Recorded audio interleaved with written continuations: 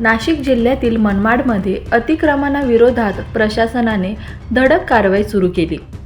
मनमाड शहरातून जाणाऱ्या इंदूर पुणे महामार्गासह शहरातील रहदारी व अपघातास कारणीभूत ठरणाऱ्या एकूण अतिक्रमणावर प्रशासनाच्या वतीने जेसीबीचा पंजा मारण्यास सुरुवात करण्यात आली असून काही अतिक्रमणधारकांनी स्वयंस्फूर्तीने आपली अतिक्रमणे हटवली, तर अनेक अतिक्रमणावर पालिकेने जेसीबी चालविला.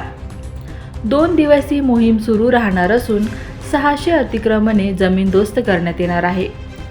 अतिक्रमण हटविण्यात आल्याने रस्त्याने मोकळा श्वास घेतलाय. अतिक्रमण हटाव मोहिमेचे स्वागत होत आहे. पालिकेचे मुख्याधिकारी शेषराव चौधरी यांच्या नेतृत्वाखाली पालिकेचे 100 पेक्षा जास्त अधिकारी कर्मचारी या मोहिमेत सहभागी झाले होते, तर उपविभागीय पोलीस अधिकारी बाजीराव महाजन, पोलीस निरीक्षक विजय करे यांच्यासह पोलीस अधिकारी यांच्या मार्गदर्शनाखाली मोठ्या प्रमाणावर पोलीस बंदोबस्त तैनात करण्यात आला होता. मनमाड नगर परिषद हद्दीमध्ये येवला मालेगाव रस्त्यावरती, तसेच चांदवड ते नांदगाव रस्त्यावरती, तसेच गावामध्ये बहुतांश खूप प्रचंड मोठ्या प्रमाणात अतिक्रमण झाल्यामुळे रस्त्यावरून येणाऱ्या जाणाऱ्या नागरिकांना प्रचंड त्रास होत आहे. त्याच्यामुळे वारंवार महामार्गाचा अपघात घडत आहे. त्याच्यामुळे माननीय पोलीस निरीक्षक मनमाड शहर पोलीस स्टेशन यांनी नगर परिषदेला 3 वेळा आतापर्यंत सदरचं अतिक्रमण काढण्यासंदर्भात नोटीस दिलेली आहे, पत्र दिलेलं आहे.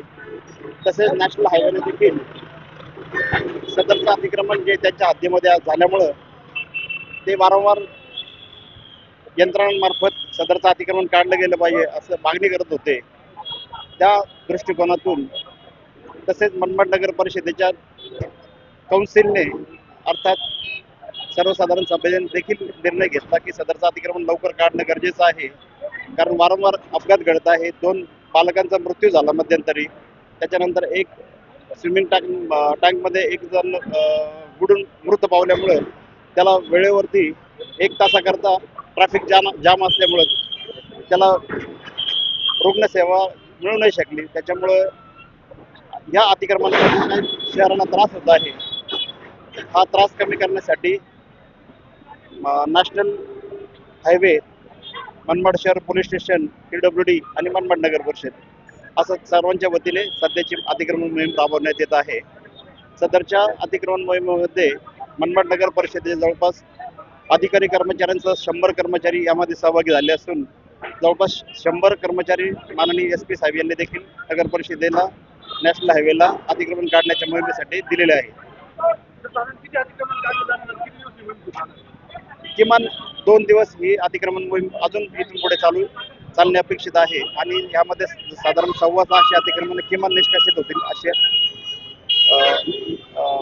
नगर परिषदेचं नियोजन आहे आणि नॅशनल हायवेचं देखील त्याचं नियोजन आहे.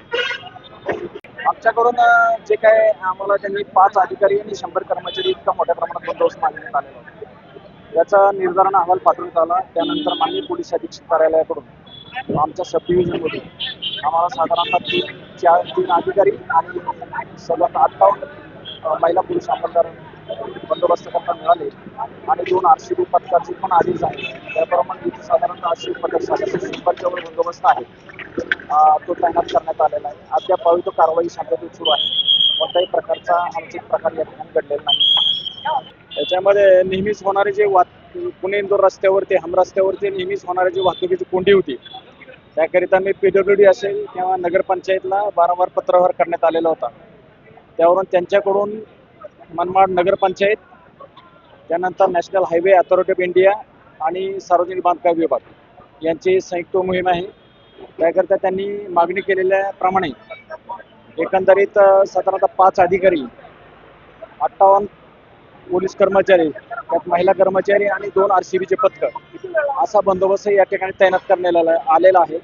आम्ही स्वतः आहेत, SDO साहेब पण आहेत आणि कारवाई सुरू आहे शांततेत. तर काय आव्हान करणार